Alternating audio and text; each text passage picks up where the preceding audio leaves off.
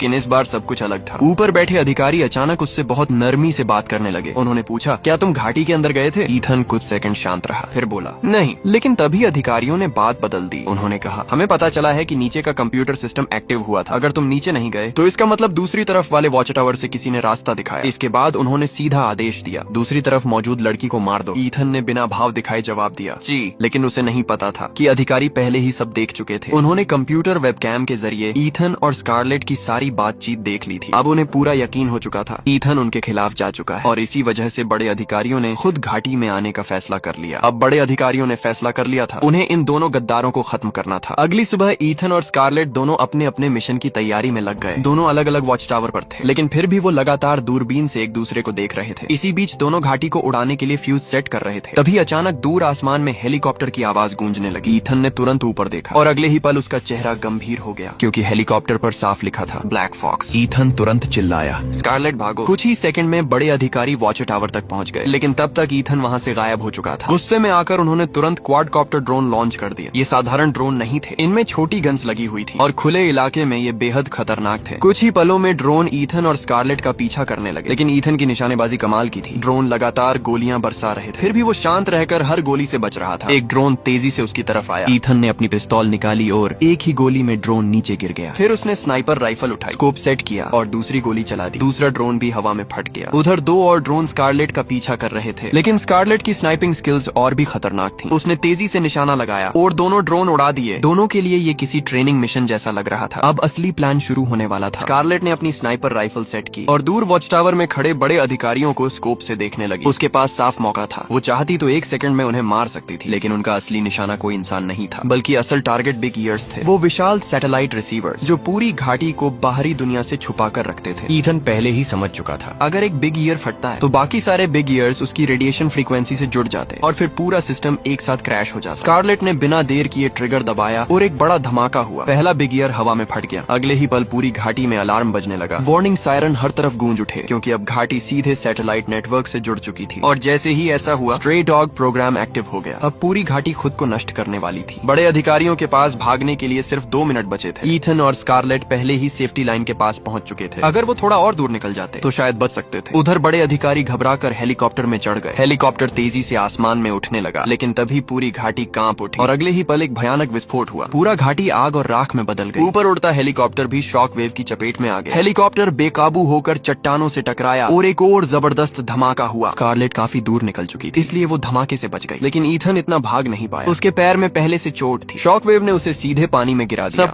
कुछ ही सेकंड में खत्म हो गया, लेकिन जाने से पहले दोनों ने एक वादा किया था, अगर वो जिंदा बचे तो वेस्ट आइलैंड पर फिर मिलेंगे। स्कारलेट कई दिनों तक इंतजार करती रही, लेकिन ईथन कहीं दिखाई नहीं दिया। अब स्कारलेट ने उस इलाके के एक छोटे रेस्टोरेंट में वेटर की नौकरी शुरू कर दी थी। वो बाहर से सामान्य दिखती थी, लेकिन अंदर से वो अब भी ईथन का इंतजार कर रही थी। एक दिन वो एक टेबल पर खाना सर्व कर रही थी, तभी अचानक उसके हाथ रुक गए। उसकी सांसें थम सी गई, क्योंकि उसके सामने बैठा था ईथन, वही इंसान जिसे वो हमेशा के लिए खो चुकी थी। और इसी के साथ ये मूवी खत्म हो जाती है। अगर वीडियो पसंद आया हो तो लाइक और सब्सक्राइब जरूर करना। मिलते हैं अगली खतरनाक कहानी में।